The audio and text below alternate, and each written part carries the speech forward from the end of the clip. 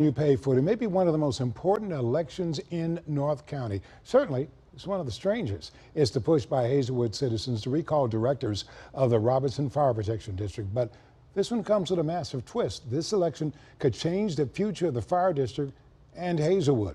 That is tonight's You Paid For It. The Robertson Fire Protection District in North County handles fire and ambulance service in Bridgeton, that's largely commercial, and the mainly residential areas of Hazelwood. Right now, Hazelwood is paying 3 fire services, including $4 million to Robertson. Hazelwood officials say that's busting their budget. Hazelwood citizens are trying to recall the directors of the Fire District Board, accusing them of wasting your tax dollars and frivolous spending, something the district denies. But the huge twist in this is that these 3 directors who are on the ballot facing recall were still able to put their names on the ballot as candidates for the position that would be vacated if they're ousted. I've never heard of anything like this, but the election board says that's the law. Robertson Fire District Director Mike Conley is one of those citizens hope to recall. So if you get recalled, but you win, you could still end up back in the same seat. Yes, sir. Does that make any sense? I'm just saying it's the law. I mean, I didn't write the law. State legislature wrote the law.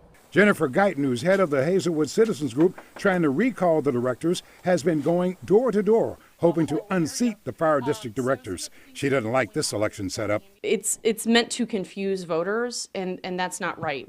When we ask people to vote on things, it should be very clear on what they're being asked to vote on. To be recalled and then reelected in the same election, that does not make sense. Guyton, who has thrown her own hat in the ring to get elected to the Fire District Board, accuses her opponents of using underhanded election tactics to scare voters into opposing the recall. I do not like that the board and the administration, along with some of the employees, are telling residents that their firehouse is going to close if the board is recalled. There is no way that firehouse is going to close down. The citizens trying to recall you guys are saying that your folks have been telling people that they were going to lose fire service and it was going to be disbanded if they win the recall. Is that true?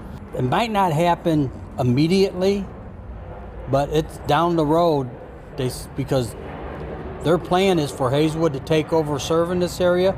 Hazelwood's city manager says their entire city of 25,000 people is at risk in this election. If there's not a fundamental change to the way the city pays for fire services and the amount it pays to the Robertson Fire Protection District, we will ultimately go bankrupt. Is this fire district bankrupting Hazelwood? No. Now, in case you're wondering why citizens just can't try to dissolve the Robertson Fire Protection District, it is because Hazelwood inherited it in an annexation. Now, residents would have to get a petition and take it before a judge who must approve an election to dissolve it. Now, here's the catch. The head of the citizens group even says they don't think the majority of voters want to dissolve Robertson, but would like to see new leadership.